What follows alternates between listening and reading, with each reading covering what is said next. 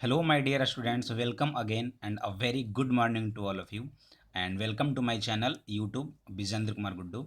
And guys मैं आपको ये बता दूं कि हम लोग डिटर्मिनांट जो कि ये फुल्ली वेस्ट है, हम लोग ऑलरेडी क्लास 12 के लिए मैट्रिसेस कंप्लीट कर चुके हैं। उसके बाद का ये चैप्टर नंबर 4 है। एंड ये डिटर्मिनांट जो कि पूरी तरह से अगर हम लोग देखें तो जो भी बच्चा अगर मैट्रिसेस कंप्लीटली अगर पढ़ लिए हैं तो उनके लिए डिटर्मिनांट कुछ भी नहीं है।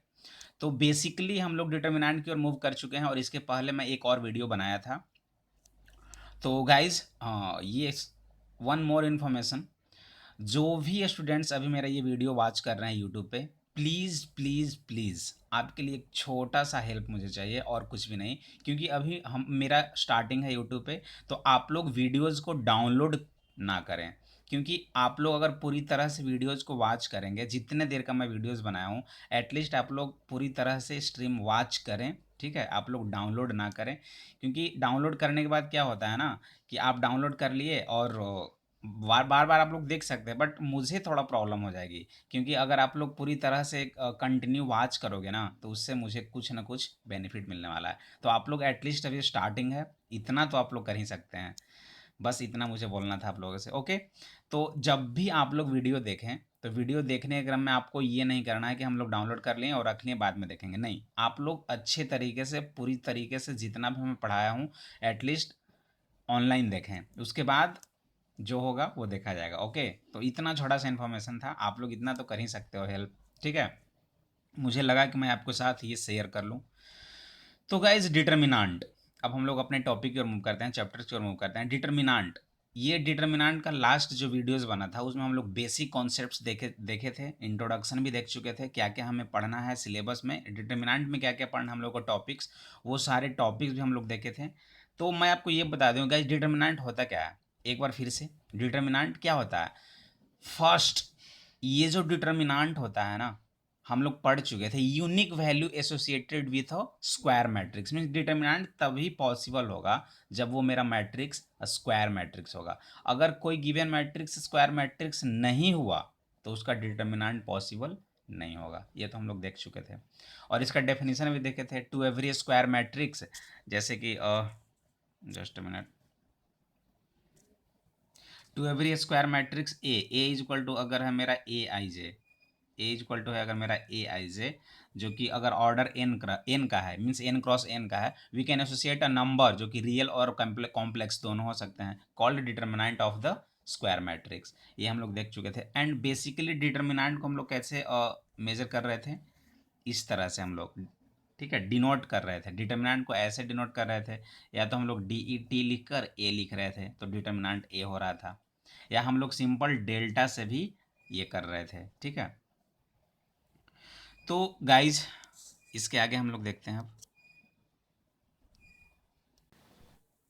एक और कॉन्सेप्ट हम लोग पढ़े थे कि जो मैट्रिक्स हम लोग का होता था वो हम लोग सिंपल इस ब्रैकेट में लिखते थे। जैसे अगर 3x3 मैट्रिक्स हुआ, क्योंकि स्क्वायर मैट्रिक्स लेना है ना यहाँ पे, तो 3x3 जब भी लेना पड़ता था तो हम लोग इस तरह से ब्रैकेट लेते थे, बॉक्स टाइप लेते थे। ये क्या होता था? Matrix. But in case of determinant हम लोग क्या करेंगे? सिंपल ये मॉड का फॉर्म में।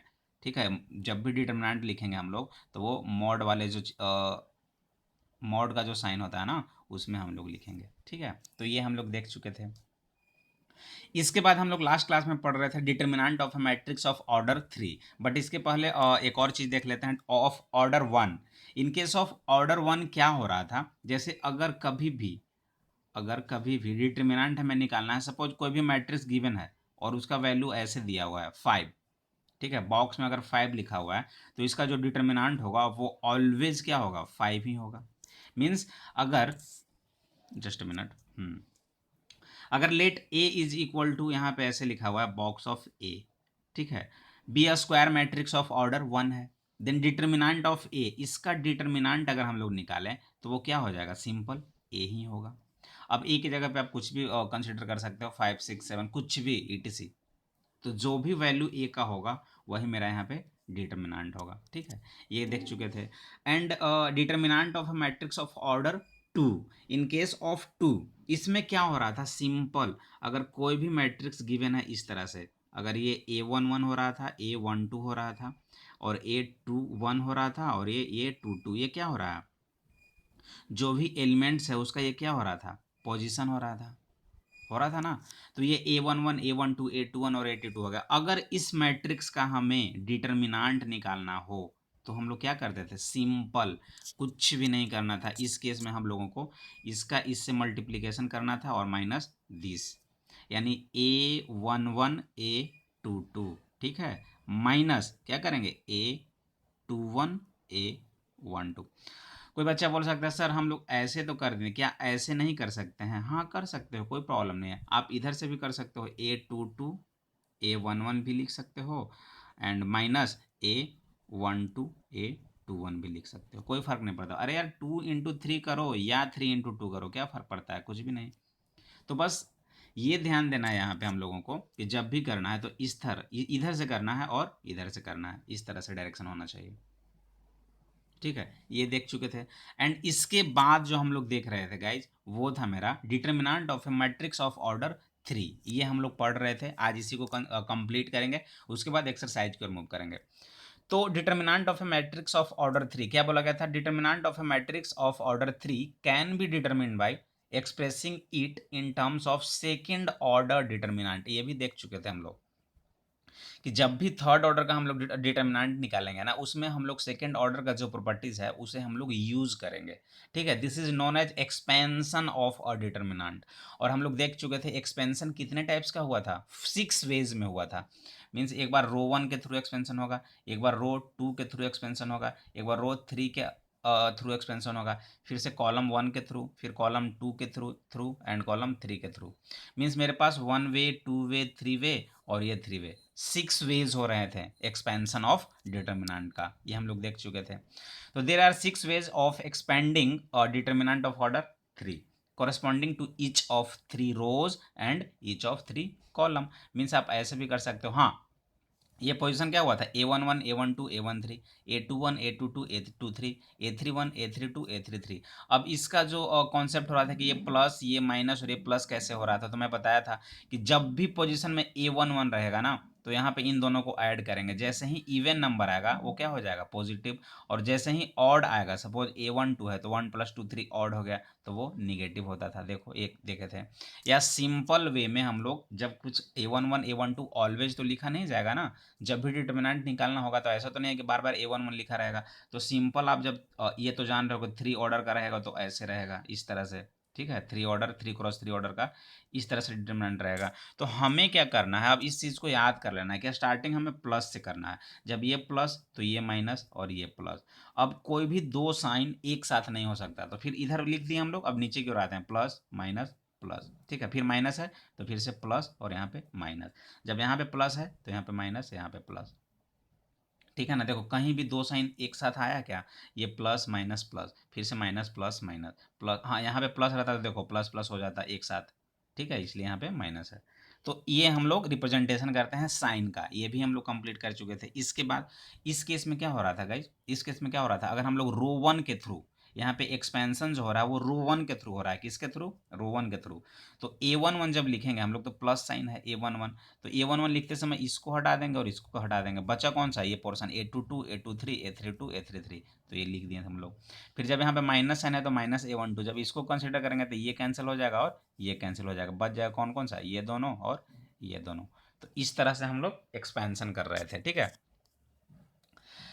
तो मॉड ए जो आया था, मॉड ए बोल रहा हूँ मैं, यहाँ पे डिटर्मिनेंट ए जो आ रहा था वो इस तरह से हुआ। यहाँ से A11 का साइन क्या मैंने बताया था, -1 to the power I+j, वही बात हो रहा था ना, -1 to the power I+j। Means यहाँ पे 1 1 है तो 1 + 1, 1 2 है तो 1 + 2, 1 3 है तो 1 + 3 किए थे हम लोग, और सिंपल वही चीज़ आया था, ठीक है।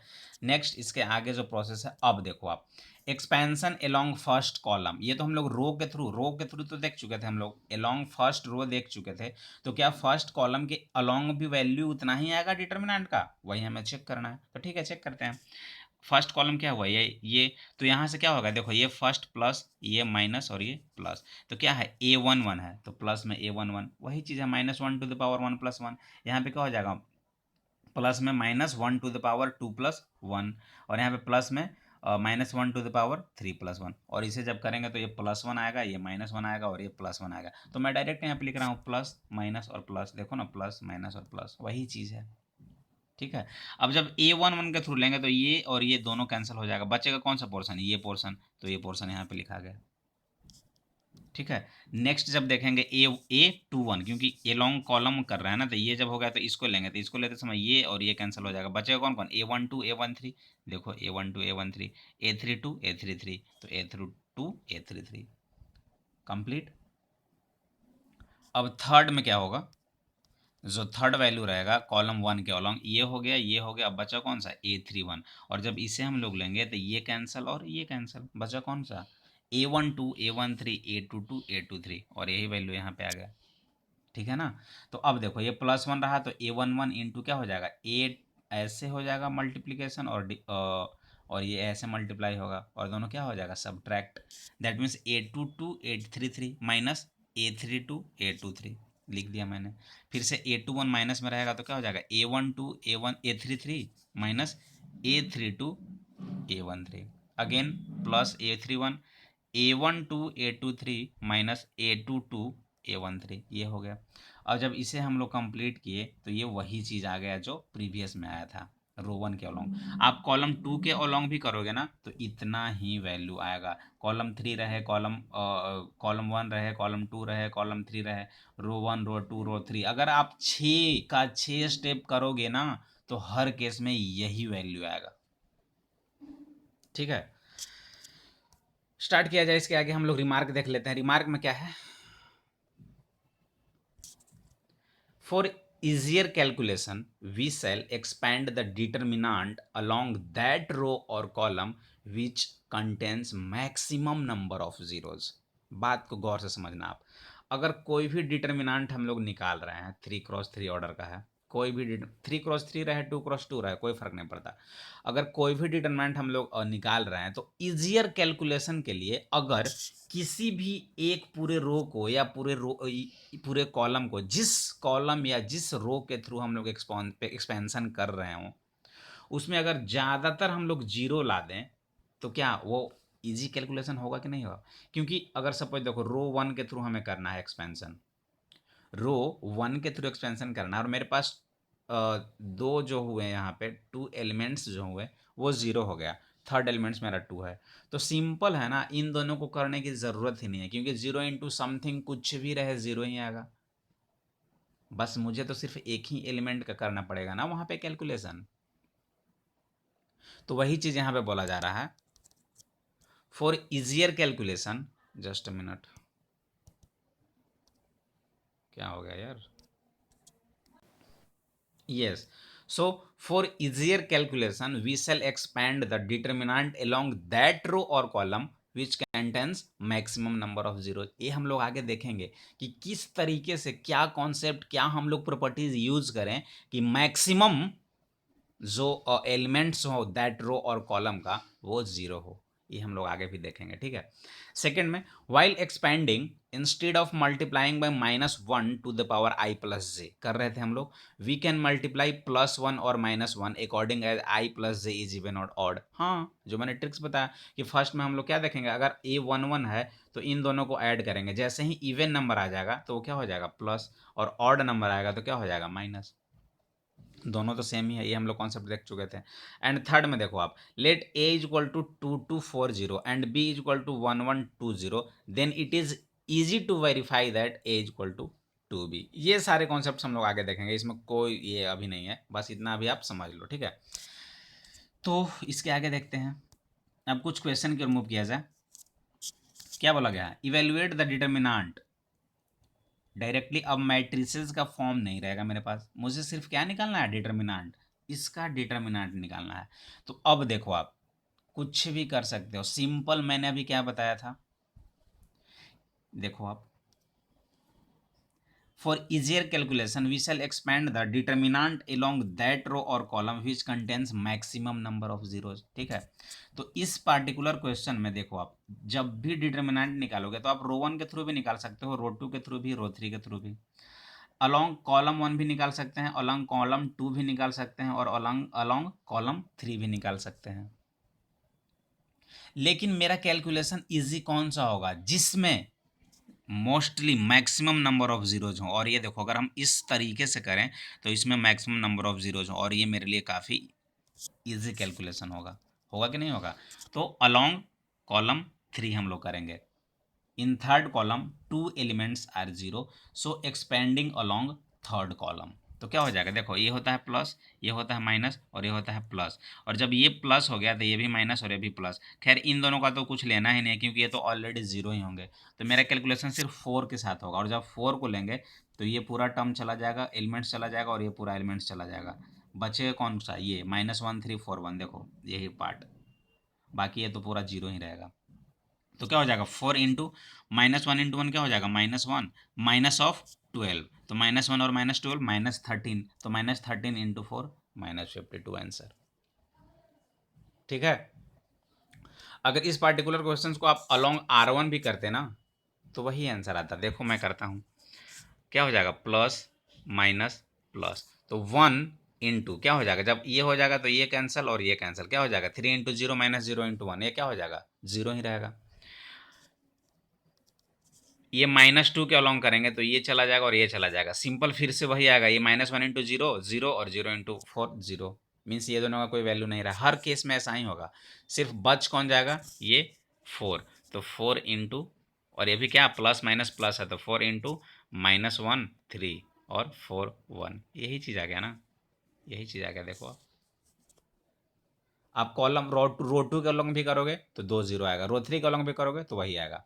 मीन्स आप किसी भी तरह, जो मेरे पास 6 वेज है ना, रो 1 रो 2 रो 3, कॉलम 1 कॉलम 2 कॉलम 3 4 3 × 3 ऑर्डर, इस केस में आप किसी भी वेज को अप्लाई करोगे तो आंसर सेम ही आएगा। और मुझे क्या करना है इजी कैलकुलेशन के लिए, कि जिस पार्टिकुलर रो और कॉलम में मैक्सिमम नंबर ऑफ जीरोज आए मैं उसी को पिक करूंगा।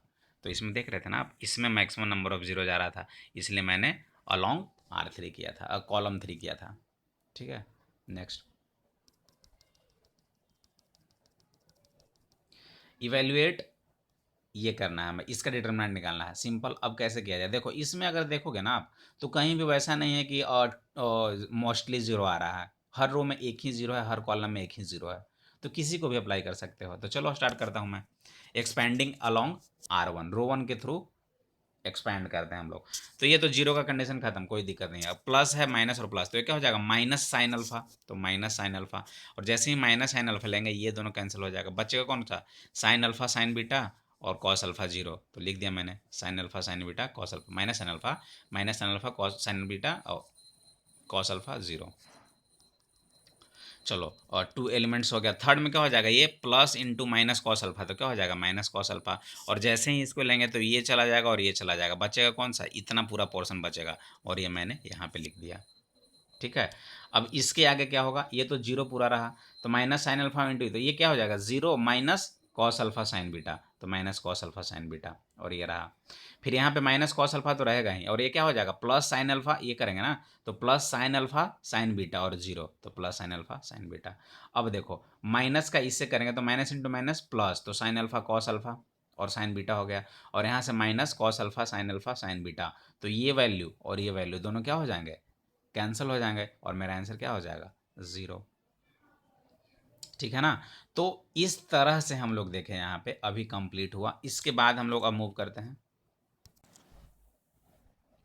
In this example. क्या बोला गया, फाइंड वैल्यू ऑफ एक्स, मुझे एक्स का वैल्यू फाइंड करना है, for which determinant this is equal to determinant this. मेरे पास दो डिटर्मिनेंट दिए हुए हैं और वो इक्वल साइन के साथ है, और मुझे एक्स का वैल्यू निकालना है। तो सिंपल है ना, दोनों डिटर्मिनेंट को हम लोग क्या करेंगे, ओपन करेंगे और वैल्यू यहाँ से निकालेंगे, क्या होगा।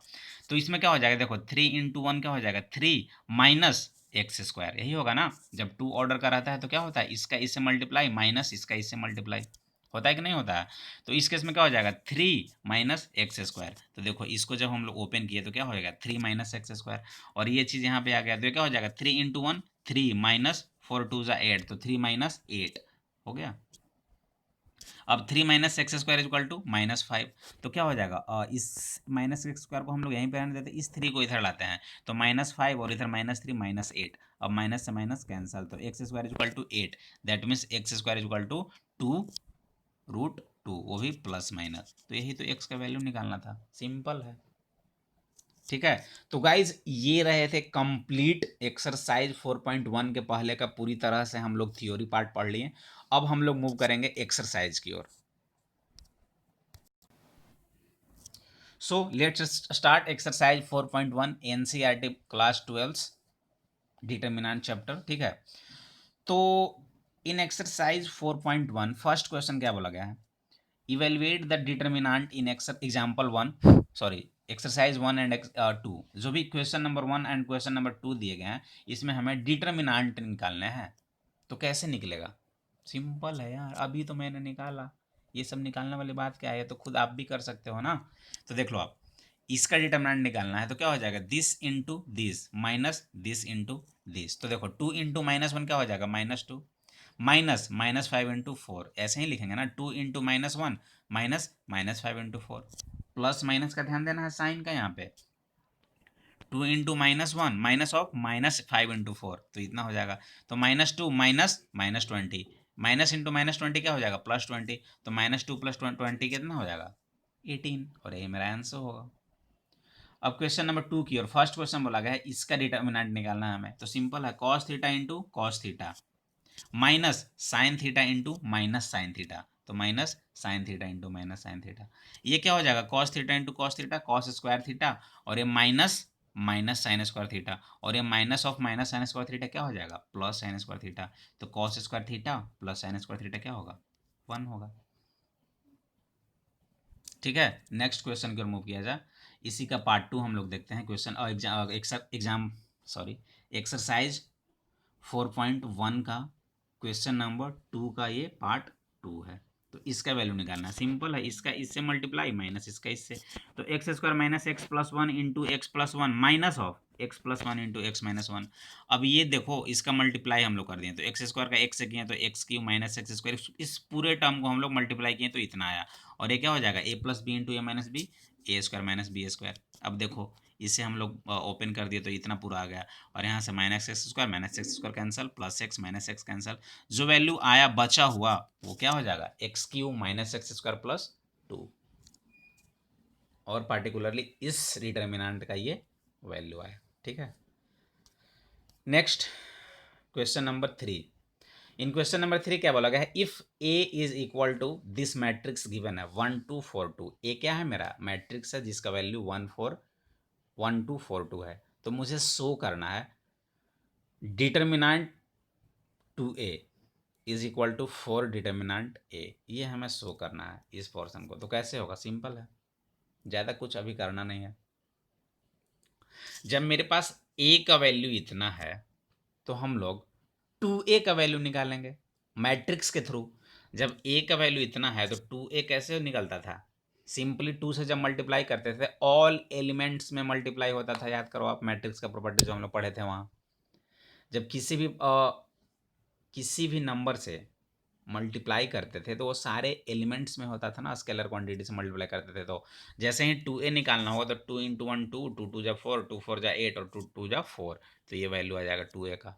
और जब ये मेरे पास मैट्रिक्स 2a का वैल्यू इतना है तो इस 2a का डिटर्मिनेंट निकाल देंगे हम लोग। तो डिटर्मिनेंट क्या आ जाएगा, 2 4 जा 8 माइनस 8 4 जा 32। तो 8 माइनस 32 कितना हो गया, -24। ये तो एल एच एस मेरे पास आ गया, एल एच एस का वैल्यू कितना आ गया, -24। अब आर एच एस की ओर मूव करते हैं, 4 डिटर्मिनेंट ए। तो जब ए का वैल्यू इतना है, ए का वैल्यू इतना है तो डिटर्मिनेंट ए क्या हो जाएगा, 1 2 जा 2 माइनस 4 2 जा 8, तो 2 माइनस 8 -6। लेकिन आर एच एस में क्या दिया हुआ है, 4 इंटू डिटर्मिनेंट ए। तो 4 इंटू डिटर्मिनेंट ए कितना हो जाएगा, 4 इंटू -6, और -6 कितना हो जाएगा, -24। अब देख लो मॉड 2a जब निकालें, मॉड 2a नहीं डिटर्मिनेंट 2a जब निकालें तो वैल्यू -24, और जब 4 डिटर्मिनेंट a निकालें तो भी -24 आ गया। That means we can say that L H S is equal to R H S, और मुझे यही तो शो करने थे। सही है, तो नेक्स्ट एंड लास्ट क्वेश्चन की ओर, आज के लिए ये लास्ट क्वेश्चन होगा, उसके बाद हम लोग नेक्स्ट वीडियो में देखेंगे। Question number 4, if A is equal to this matrix then show that determinant 3a is equal to 27 determinant है। सही है यार, ये भी वही चीज़ है प्रीवियस क्वेश्चन की ओर, जैसे हम लोग किए थे वैसे ही। जब मेरे पास मैट्रिक्स ए इतना है तो पहले हम लोग क्या निकालेंगे, 3a। तो 3a क्या हो जाएगा, ओवरऑल सारे एलिमेंट्स में 3 से मल्टीप्लाई हो जाएंगे, तो वैल्यू कितना आ जाएगा, इतना। अब इसका डिटर्मिनेंट निकाल देंगे। कैसे निकलेगा डिटर्मिनेंट, अब तो यहाँ पे 3 × 3 ऑर्डर का हो गया।